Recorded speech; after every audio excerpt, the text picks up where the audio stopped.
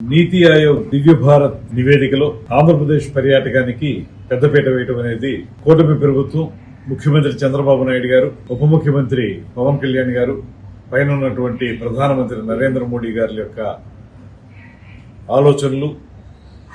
ఇస్తున్నటువంటి సహకారం వీటి వల్ల మాత్రమే సాధ్యపడింది అనేటువంటి వాటిని ఈ సందర్భంగా గుర్తు చేసుకుంటూ, గడిచిన 2 సంవత్సరాల కాలంలో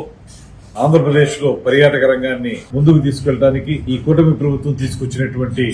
అనేక మార్పులు, ముఖ్యంగా కొత్త పాలసీని తీసుకురావడంతో పాటు పర్యాటక రంగానికి పారిశ్రామిక హోదా కల్పించడం, అదేవిధంగా అన్ని ప్రాంతాల్లోనూ కూడా సమావేశాలు ఏర్పాటు చేసి పెట్టుబడిదారులను ఆకర్షించి వారందరికీ కూడా సులభతరమైనటువంటి విధానాల ద్వారా వారి పెట్టుబడులు ఈ రాష్ట్రంలో పెట్టడానికి వీలుగా భూముల్ని వారికి అందించడం, తద్వారా స్టార్ హోటల్స్ కానీ పర్యాటక రంగానికి చెందినటువంటి ఇతరతర కార్యక్రమాలను కానీ తెలియజేయటం,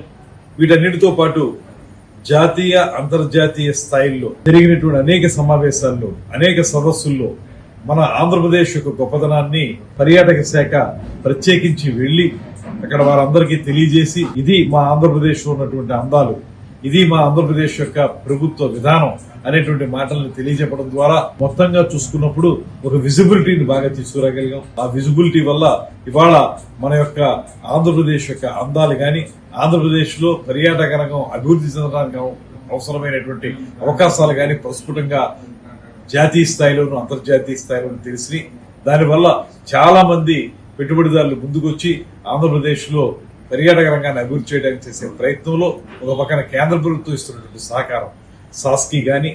అదేవిధంగా ఇతరతర ప్రోగ్రామ్స్ ఏవైతే ఉన్నాయో అవన్నీ కూడా స్వదేశీ దర్శనం కానివ్వండి, ఇవన్నీ కూడా మనకు ఎంతగానో ఉపయోగపడి వాటి ద్వారా ఒక పక్కన డెవలప్ చేసుకుంటూ, మరో పక్కన రాష్ట్ర ముఖ్యమంత్రి గారు ఇస్తున్నటువంటి సహకారంతో రాష్ట్రంలో చేపడుతున్నటువంటి కార్యక్రమాలు ఇవన్నీ కలిపి ఇవాళ ఆంధ్రప్రదేశ్ ని పర్యాటక రంగంలో ప్రపంచ పర్యాటక గమ్యస్థానంగా నిలబెట్టడానికి వీలుగా ఉన్నటువంటి విధానాన్ని ఇవాళ నీతి ఆయోగ్ కూడా ప్రత్యేకంగా ప్రస్తుతించింది. అందువల్ల దీనికి ప్రత్యేకమైనటువంటి ధన్యవాదాలు తెలియజేస్తూ, రాబోయే రోజుల్లో పర్యాటక రంగాన్ని మరింత ముందుకు తీసుకెళ్ళడానికి కృషి చేస్తామనేటువంటి మాటలు తెలియజేస్తూ సెలవు తీసుకుంటున్నాను. నమస్కారం. Please subscribe to Leo News for more videos.